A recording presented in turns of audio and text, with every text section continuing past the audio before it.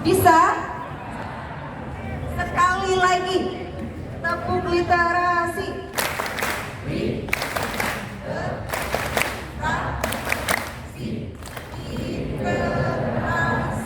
Oke, tepuk tangan buat semuanya.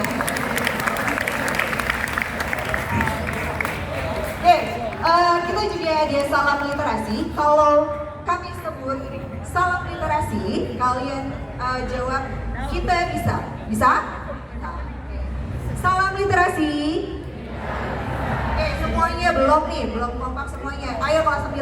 Salam literasi. Belum semuanya. Salam literasi. Tepuk tangan buat kita semua. Berkat rahmat Allah kita bisa berkumpul hari ini. Sebelumnya, perkenalkan nama saya Ahmad Bibi Revi Walid dari kelas 8E. Pada kesempatan kali ini, saya akan sedikit menceritakan tentang novel saya yang saya baca di internet. Saya belum bisa untuk membelinya, tapi saya menarik untuk membacanya karena di simpulnya itu benar-benar ada warna merah dan hitam yang bikin saya menarik untuk membacanya. Novel ini berjudul Kronologi Perang Dunia Kedua. Mantap kan?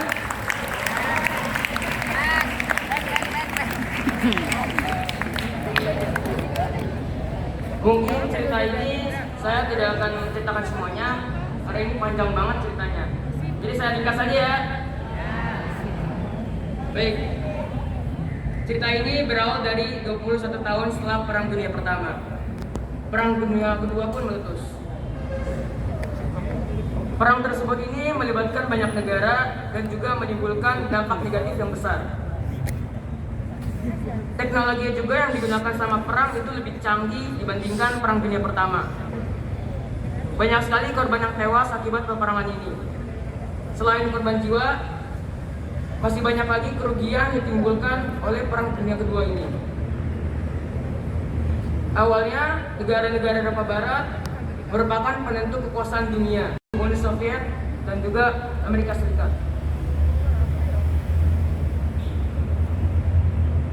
Latar belakang Perang Dunia Kedua ini dimulai pada saat 1 September 1939. Saat itu Jerman akan menyerang sisi barat Polandia. Karena penyerangan tersebut terjadinya memicu pernyataan perang Inggris dan Perancis terhadap Jerman.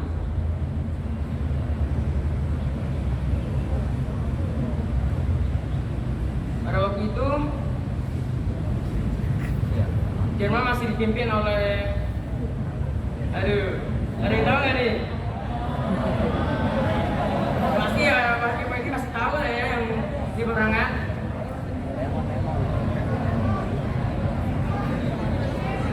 Mengutip dari BBC, 2 hari setelahnya Inggris pun menetapkan perang terhadap Jerman. Karena hal tersebutlah Perang Dunia Kedua pun terjadi. Setahun setelahnya bersama Uni Soviet, Jerman berhasil menduduki Polandia secara keseluruhan.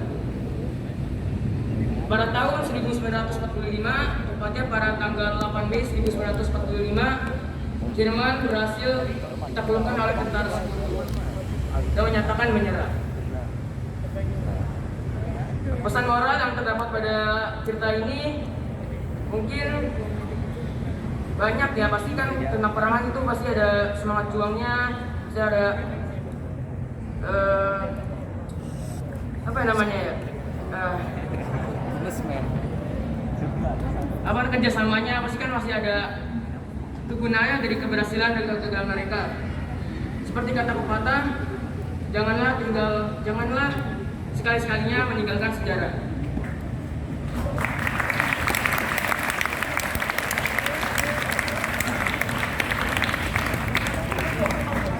Buku ini sangat menarik kalau kalian membacanya dengan detail ya. Buku ini bisa dicari dengan nama judul Kronologi Perang Dunia Kedua di novel-novel online, kalau nggak di toko-toko terdekat. Rating saya untuk buku ini mungkin 9/9 ya. Karena itu sangat bagus banget, apalagi bagi saya pecinta perang-perangan. Yang suka sejarah pasti suka dengan buku ini. Baik, yang bisa saya sampaikan, mohon maaf jika ada kesalahan kata.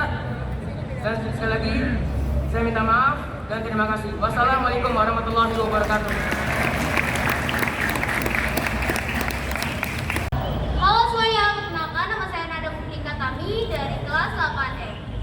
Di pembiasan kali ini, saya akan membacakan buku yang berjudul Crush. Buku ini ditulis oleh Edi Mulike dan terbit pada Juli 2012. Buku ini diterjemahkan oleh Adriana dan buku ini menceritakan tentang pemulung cilik yang menemukan dompet yang ternyata di dalam dompet tersebut menyimpan banyak rahasia tentang konspirasi licik, politikus, dan kode-kode rahasia yang saling berkaitan. Awal cerita, Rafael dan Gardo menemukan dompet yang berisi uang, kalender yang ditandai dengan lingkaran-lingkaran, foto-foto hewan yang dipenuhi dengan angka-angka, sebuah kunci yang bernomor 101, dan tanda pengenal yang bernama Jos Angelo. Setelah penemuan ini, rombongan polisi datang ke tempat tinggal mereka. Polisi ini bernama Vertigo yang sebagai pemimpin dari rombongan polisi tersebut. Vertigo bertanya pada warga sekitar, siapa yang menemukan dompet tersebut akan diberikan imbalan yang cukup besar. Rafael setelah ditanyakan itu sempat terdiam dan ia menjawabnya, aku tidak pernah menemukannya. Akhirnya Vertigo pun sempat ragu dengan jawaban Rafael tersebut. Akhirnya polisi ini pun meninggalkan tempat tinggal mereka. Gardo mengatakan kepada Rafael, Rafael, kenapa kamu tidak memberikannya saja? Kata Rafael, aku sempat ragu karena ada kejanggalan pada pemberian hadiah yang hanya untuk sebuah dompet. Akhirnya mereka berdua datang ke tempat tinggal temannya satu yang bernama Junjun. Junjun ini mengatakan bahwa kunci yang ia temukan merupakan kunci dari sebuah loker yang berada di stasiun kereta. Keesokan harinya, mereka pergi ke stasiun kereta untuk melihat isi dari loker tersebut. Ternyata isi dari loker tersebut hanyalah sebuah surat yang ditujukan oleh Joklimin yang merupakan narapidana yang tengah dipenjara dan terdapat kode-kode yang misterius. Pulangnya dari itu, mereka dikagetkan dengan adanya rombongan polisi datang kembali ke tempat tinggal mereka. Rafael pun langsung diwawancarai oleh polisi tersebut. Kata Vertigo, Rafael, apakah kamu benar tidak menemukan dompet itu? Pada awalnya, Rafael tidak menjawabnya dengan sama, yaitu tidak menemukan dompet tersebut. Tetapi setelah dipaksa, Rafael pun mengaku bahwa ia menemukan dompet tersebut. Dan ia hanya menemukan sebuah uang. Vertigo sempat ragu dengan jawaban Rafael, tetapi ia membebaskan Rafael. Rafael pun langsung mencari tahu tentang Joklimin. Joklimin ternyata paman dari Jos Angelo. Ia langsung memberitahu kepada Olivia yang merupakan guru pembimbing bimbelnya dan menyuruh Olivia untuk menemaninya ke penjara. Akhirnya Olivia pun menyetujuinya. Olivia datang ke penjara untuk menemui kakek dari Gardo. Dan ternyata Gardo ini berbohong loh kepada Olivia. Dia ini ternyata ingin menemui Joklimin. Akhirnya Gardo pun bercerita kepada Joklimin bahwa ia menemukan kode-kode yang sangat rahasia dan surat yang ditujukan kepada Joklimin. Akhirnya Joklimin ini pun memberikan Alkitabnya kepada Gardo untuk menyusun angka-angka tersebut dan mencari jawaban di Alkitab tersebut. Setelah pulang, ia bertiga menyusun susunan angka-angka tersebut. Ternyata angka tersebut ini merupakan nomor telepon dari pemakaman yang Jos Angelo yang ingin disampaikan. Akhirnya bertiga, mereka pun datang ke pemakaman tersebut. Mereka kebingungan di mana letak pemakaman itu. Dan Rapel pun ingat bahwa terdapat kalender yang ditandai dengan bulatan-bulatan atau lingkaran-lingkaran. Dan akhirnya ia menyusun dan menemukan pemakaman atas nama Pier Angelo yang merupakan anak dari Jose Angelo. Setelah itu ternyata Vertigo juga telah menemukan pemakaman tersebut. Mereka bertiga ditangkap dan menyuruh anak-anak untuk menghancurkan pemakaman tersebut. Ternyata di dalam pemakamannya tidak ada mayat sama sekali. Hanya ada uang dan sebuah catatan. Ternyata Vertigo ini disuruh oleh calon wali kota yang ingin uangnya kembali. Santos ini merupakan calon wali kota yang diambil duitnya oleh Jose Angelo. Tetapi pada saat Vertigo sedang menelpon Santos, bertiga ini mereka mencoba melarikan diri dan mengambil uangnya. Setelah pulang, ia memberitahukan seluruh cerita kepada Olivia. Dan Olivia pun menyarankan kepada mereka bertiga untuk membuat video dan disebarkan ke media-media. Akhirnya Santos pun ditangkap oleh polisi dan uang-uang yang mereka dapatkan dari hasil korupsi Santos mereka bagikan kepada orang-orang yang tidak mempunyai yang membutuhkan. Dan akhirnya mereka pun berpindah bukan jadi pembunuh cilik lagi tetapi menjadi nelayan. Menurut saya sekian dulu. Cerita ini tuh mengajarkan bahwa kita tuh harus jangan takut untuk melakukan hal yang baik. Memang kadang-kadang tidak mudah, tetapi dengan kita melakukan sesuatu yang diawali dengan hal baik, maka akan diakhiri juga dengan akhir yang baik. Menurut saya sekian dulu. Mohon maaf bila ada salah kata-kata. Wassalamualaikum warahmatullahi wabarakatuh.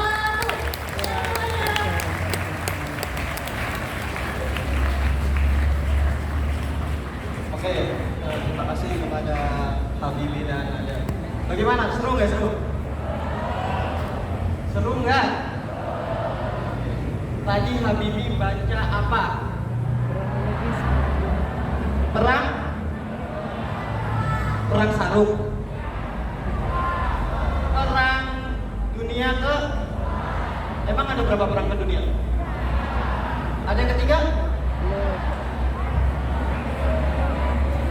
Oke, perang baru sampai kedua ya. Semoga tidak ada perang lagi di kemudian hari.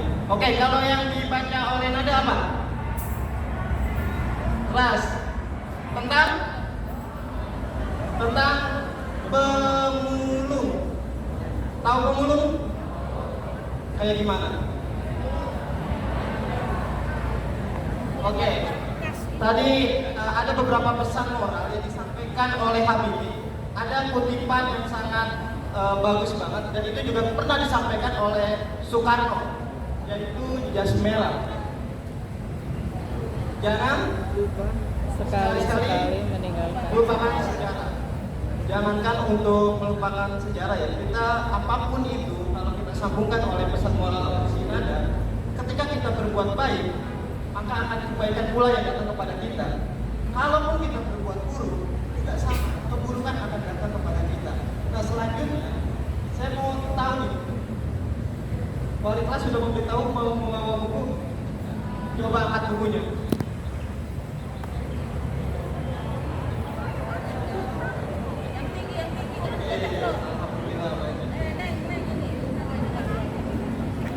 Ya, kalau sudah membawa buku,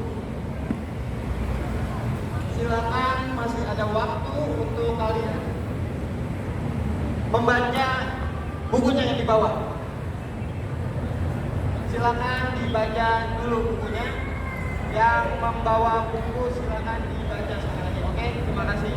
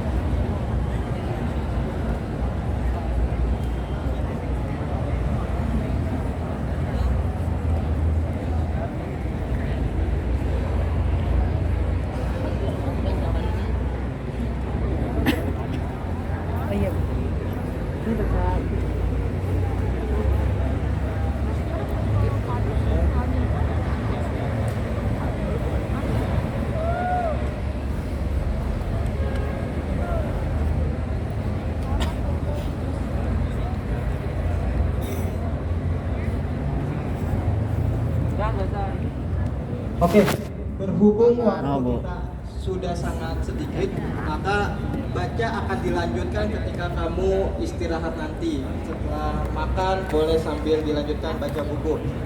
Dan selanjutnya ada yang ingin saya sampaikan bahwa Kamis besok adalah kegiatan English Day.